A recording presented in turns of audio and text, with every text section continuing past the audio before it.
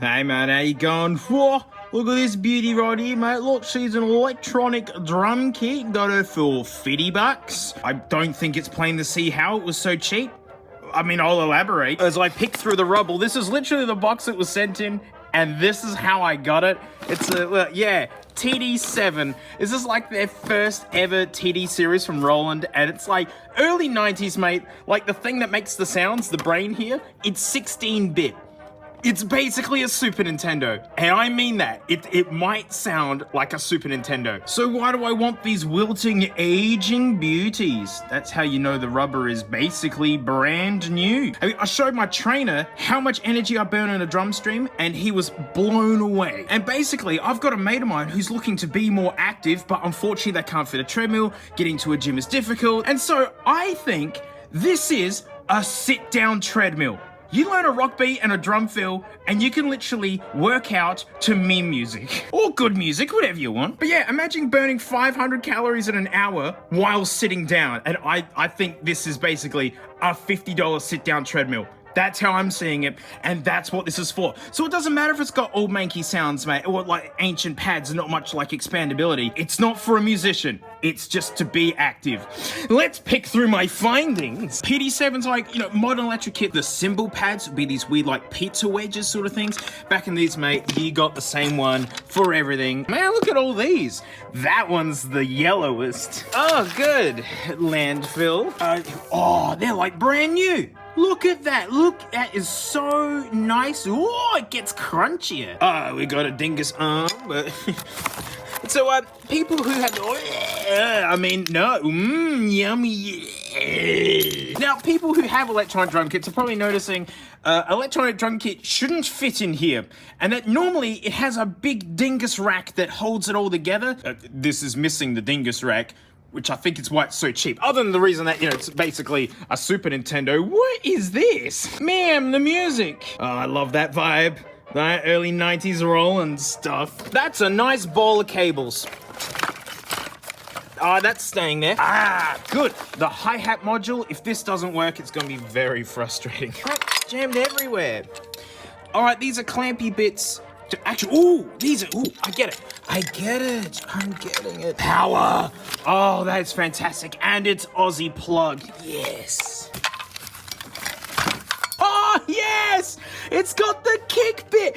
That's awesome. Oh, man. This is actually, get this beauty out. This is actually a professional pearl pedal from, I think, like the 80s? Or maybe actually really early 90s or something. She's been used. How much wobble we got in the thing here? Plenty. There's plenty of wobble. Goody. Oi, just the pedal on its own is honestly worth probably about $50. I mean, hang on,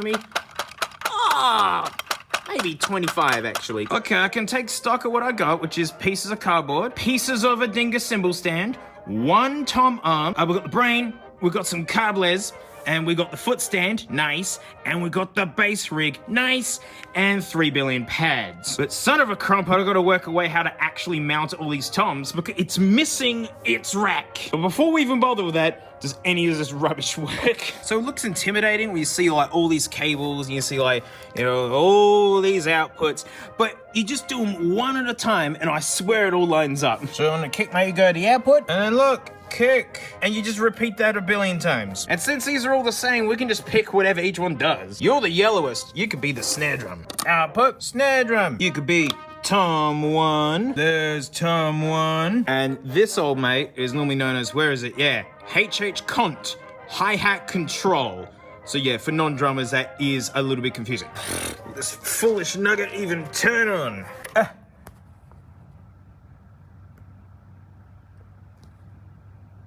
That's the worst start imaginable. Do that again. Do that again. You did it off camera. Do it again. Why are you like this? Why are you like this? Don't tell me this is why you fit. Oh, yeah? No. Enter. I don't. Battery low. Battery? Mate, I done figured it out. Yes. That's awesome. All right, this is the bargain of the century. I think it's just got a dirty, wonky cable adaptery, bookadoodly, or so. Oh, hang on. unbelievable. But now we need to mount all this crap. This is why it's so cheap, man. Glad it's got the pedals and the brain and, I mean, all the cables, but no frame. And this is all they've given us. That's one tom arm, a couple of clamps, and that's crap. Those two stands are garbage.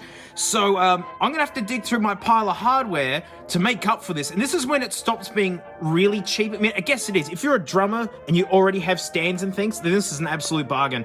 But yeah, if you're starting from scratch, this is where it gets tricky. It's not working good. So the power on this thing keeps kicking on and off, and then pads will start working, and then they stop working. And it's like, these are just switches, these guys. So maybe there's something grumpy in here. So I found my local James to look inside of it for me. Get a battery, man. Battery Oh, backup. it does say that it was low, actually. Yeah, okay. Green and yellow. That's where all the samples live. It is pretty clean. Which is almost annoying, actually, given the intermittent issues. Yeah. You'd actually like to see an issue. James found it.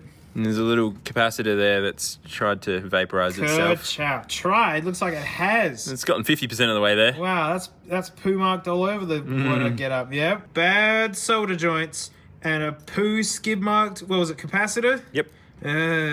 So after a successful James tickling, he fixed everything in there. It's all good, turns on, it's reliable, and this is what I came up with. Isn't this lovely? I mean, you don't need the original rack to make any use of these, mate. You can use whatever you want, mate. If she holds out, she holds out. And look, it's actually a stick holder. It's superior to the original. See, all the pads are just the same. So you just like pick, you know, well, that's the ride, that's the crash, here's the hats. And that's where I mounted the original mount that I still had. I mean, mate, she's just clamps and clamps and clamps. I bought this to mount phones off of, like, because of the dingle arm, but it's actually designed for electric kit. So there you go. Got the brain mounted properly. And honestly, this thing is a ripper. Cute. Works a treat now, mate. Mate, I got the output going on my AGO6 lovely desk, going into me MacBook, and now like, let me just play you a bunch of stuff and let's giggle together.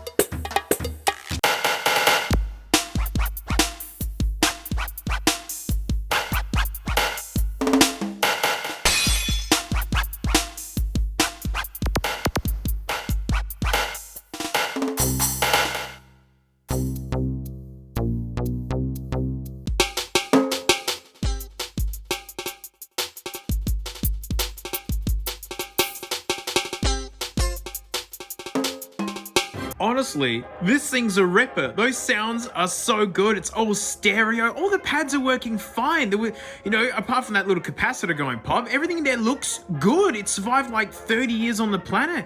Mate, she'll keep going even more. Bit of WD on that. Squeaking went away. This thing's mint. And look at this. You can just use aux cables with big dingus ends on it. Like, that is a worthy substitute for this kit. Considering it's just meant to be like an electronic treadmill for just like being active while sitting down, this is a heaps fun instrument. This is so cool. I mean, and this is kind of the downer on a lot of like current uber bottom end electric kits, is that the sounds kind of suck. This still feels really, really, really fun to play. I mean, it's got an 808 in it, like the real one. It's a genuine TR-808 little like a playable thing.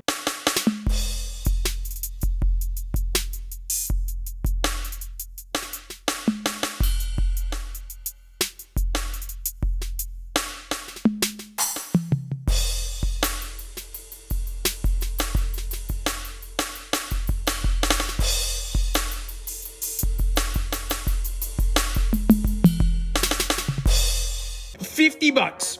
I'd have this over a brand new cheapie any day. So now it's off to a good mate of mine who's going to give it a loving home. He loves like vintage computers and stuff. That's also the perk, is that this is also a fun retro toy. And so there you go. I'm finished.